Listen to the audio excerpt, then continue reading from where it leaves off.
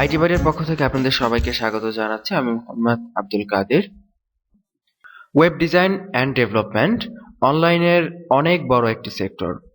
তো শেখার জন্য হোক বা অনলাইন থেকে উপার্জনের জন্য হোক, যে জন্যই আপনি ওয়েব ডিজাইন এবং ডেভেলপমেন্ট শিখতে চান না কেন, প্রথম অবস্থা আপনি যখন এই সেক্টরটিতে আপনি আসবেন বা প্রথম অবস্থায় যখন আপনার ইন্টারেস্ট ফিল হবে এই সেক্টরটিতে এবং আপনি যখন একটু কাজ শেখা শুরু করবেন, তখন আপনি এখানে দেখতে পাবেন যে এটা মূলত একটা নির্দিষ্ট কোনো বিষয় না।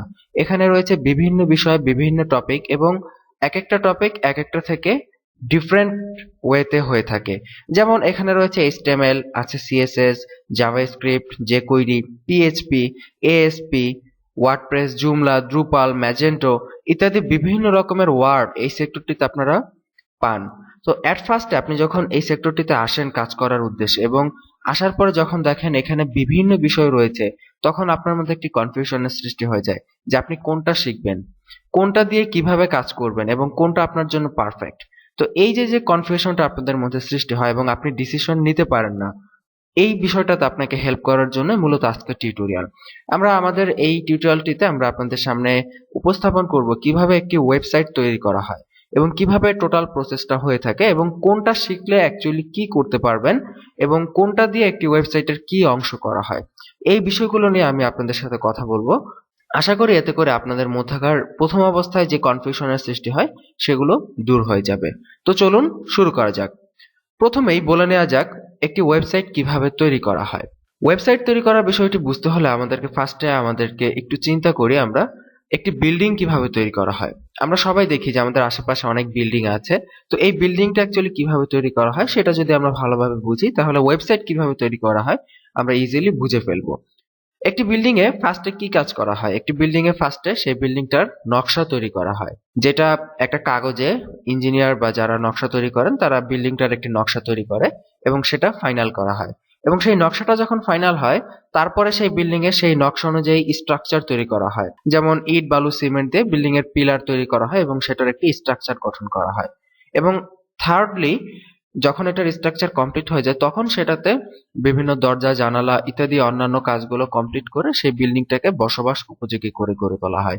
তার মানে একটি বিল্ডিং তিনটা প্রসেসে, মানে তিনটা স্টেপে হয়ে থাকে। ফার্স্ট স্টেপ নকশা বা ছবি তৈরি করা বিল্ডিং এর, সেকেন্ড স্টেপ বিল্ডিং এর স্ট্রাকচার তৈরি করা, এবং থার্ড স্টেপ হচ্ছে সেই বিল্ডিংটার বসবাস উপযোগী করে তোলার জন্য সেখানে এক্সট্রা কিছু জিনিস যোগ করা। তো এর সাথে আমাদের ওয়েবসাইট ডিজাইনটাও অনেকটা এইরকম ভাবে হয়ে থাকে। যখন কোনো ওয়েবসাইট তৈরি করা হয়ে থাকে, অ্যাট ফার্স্ট সেই ওয়েবসাইটটার একটা ছবি তৈরি করা হয় যে ওয়েবসাইটটা দেখতে কেমন হবে। ধরেন আপনি আপনার স্কুলের জন্য একটা ওয়েবসাইট তৈরি করবেন। তো সেই ওয়েবসাইটের জন্য ফার্স্টে কি করা হবে, আপনি কাউকে দিবেন কাজটা, সে ফার্স্টে কি করবে, একটা ছবি তৈরি করবে সেই ওয়েবসাইটের। এই ছবিটাকে বলা হয় পিএসডি, এটাকে বলা হয় পিএসডি ফাইল। এবং এই পিএসডি ফাইল দেখে আপনি সেটা চুজ করবেন যে আপনার স্কুলের ওয়েবসাইটটা দেখতে কেমন হবে। আপনি যদি সেই পিএসডি ফাইল দেখে বলেন যে হ্যাঁ আমার ওয়েবসাইটটা দেখতে এরকম হবে, এই ছবিটা ঠিক আছে, আমার ওয়েবসাইটের জন্য পারফেক্ট, তখন ফার্স্ট স্টেপ শেষ। দেন সেকেন্ড স্টেপ শুরু হবে। সেকেন্ড স্টেপটা হচ্ছে ওয়েব ডিজাইন স্টেপ। এই স্টেপে আপনি যে ছবিটা তৈরি করা হয়েছে সেই ছবিটা দেখে দেখে আপনার ওয়েবসাইটের স্ট্রাকচার তৈরি করা হবে এবং আপনার ওয়েবসাইটটাকে ডিজাইন করা হবে। এই অংশটা হচ্ছে ওয়েব ডিজাইন পার্ট এবং এটাকে স্ট্যাটিক ওয়েব ডিজাইনও বলা হয়ে থাকে। এই অংশে আপনার সেই ছবিটাকে কোডের মাধ্যমে কোডিং এ কনভার্ট করা হবে। তো এই কনভার্সনটা হয়ে গেলে আপনার সেকেন্ড স্টেপ কমপ্লিট। এরপরে আসতেছে থার্ড স্টেপ এবং সর্বশেষ। এই থার্ড স্টেপটা হচ্ছে ওয়েব ডেভেলপমেন্ট। এবং এই স্টেপে কি করা হবে, আপনি যে কোডিং করে আপনার ওয়েবসাইটটাকে যে কনভার্ট করা হয়েছে, ছবি থেকে যে কোডে কনভার্ট করা হয়েছে আপনার ওয়েবসাইটকে, সেই কনভার্ট করা ওয়েবসাইটটাকে ডাইনামিক করা হবে এই সেকশনে। ডাইনামিক করার অর্থ হচ্ছে এই ওয়েবসাইটটা তো আর সারা জীবন এক থাকবে না। ওয়েবসাইটে বিভিন্ন বিষয় বিভিন্ন সময় চেঞ্জ হবে। যেমন আপনি যদি আপনার স্কুলের জন্য ওয়েবসাইট করেন, এটা দেখা গেছে প্রতিদিন চেঞ্জ হবে।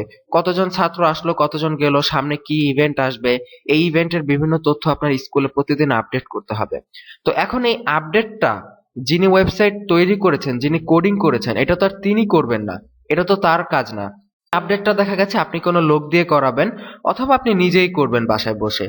তো এই যে আপনি ওয়েবসাইটটায় প্রতিদিন এডিট করবেন, এই এডিটিং এর কাজটা যদি করতে হয় তাহলে তো আপনাকে কোডিং জানতে হবে, তাই না? কারণ যেহেতু ওয়েবসাইট কোড দিয়ে তৈরি করা হয়, বিভিন্ন কোড ব্যবহার করে, তো আপনি যদি কোডিং না জানেন তাহলে তো আপনি এই এডিটটা করতে পারবেন না ওয়েবসাইট। তো এই এডিটটা যাতে আপনি কোড না জেনেই বাসায় বসে করতে পারেন, এই জন্যই মূলত ওয়েবসাইটটাকে ডাইনামিক করা হয়ে থাকে। স্ট্যাটিক ওয়েবসাইটকে শুধুমাত্র এই জন্য ডাইনামিক করা হয়ে থাকে যাতে করে যে কেউ এই ওয়েবসাইটটা খুব ইজিলি কোড না জেনেও এডিট করতে পারে। তো এইটা হচ্ছে মূলত ওয়েব ডেভেলপমেন্ট পার্ট। তার মানে বোঝা যাচ্ছে একটি ওয়েবসাইট মূলত তিনটা ভাগে হয়ে থাকে।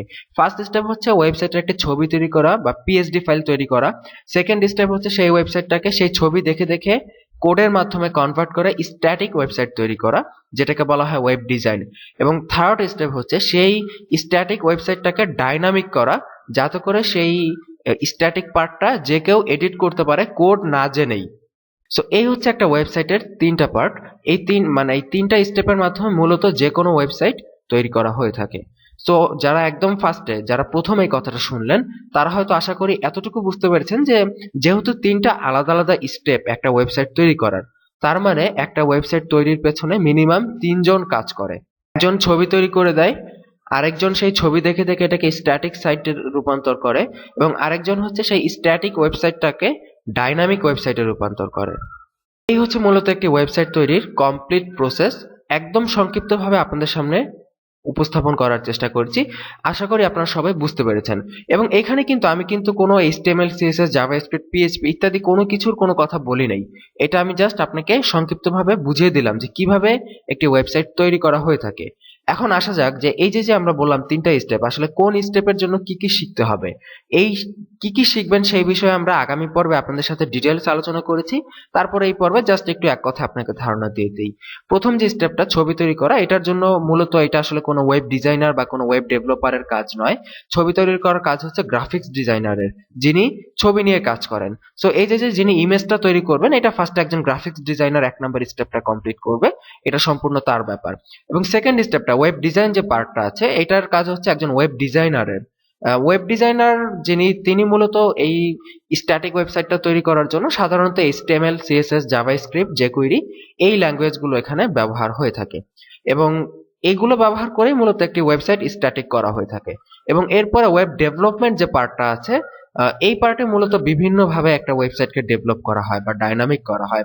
এখানে রয়েছে PHP, রয়েছে ASP, এখানে ওয়ার্ডপ্রেস, জুমলা, দ্রুপাল, ম্যাজেন্টো ইত্যাদি বিভিন্ন CMS রয়েছে, বা এখানে আরো অনেক নাম রয়েছে যেগুলোর সাথে হয়তো আপনারা পরিচিত নয়, বা পরিচিত থাকলেও হয়তো ভালো করে আপনারা জানেন না। তো এই ওয়েব ডেভেলপমেন্ট সেক্টরে মূলত এই অংশগুলো রয়েছে। তো জাস্ট আপনাদেরকে আইডিয়া দিলাম যে ওয়েব ডিজাইন এবং ওয়েব ডেভেলপমেন্ট এই দুইটা সেক্টরের জন্য আলাদা আলাদা কিছু ল্যাঙ্গুয়েজ রয়েছে, এবং ওয়েব যেটা একদম ফার্স্ট স্টেপ, যেটা পিএইচডি তৈরি করা, সেটা হচ্ছে সম্পূর্ণরূপে একজন গ্রাফিক্স ডিজাইনারের কাজ। আশা করি আপনারা সবাই বুঝতে পেরেছেন। আগামী পর্বে আমরা অত্যন্ত বিশালভাবে জানার চেষ্টা করব যে কোন সেক্টরের জন্য কি কাজ শিখতে হবে, এবং আপনি কোনটা শিখলে আপনার জন্য পারফেক্ট হবে, সেই ডিসিশনটা আপনি কিভাবে নেবেন।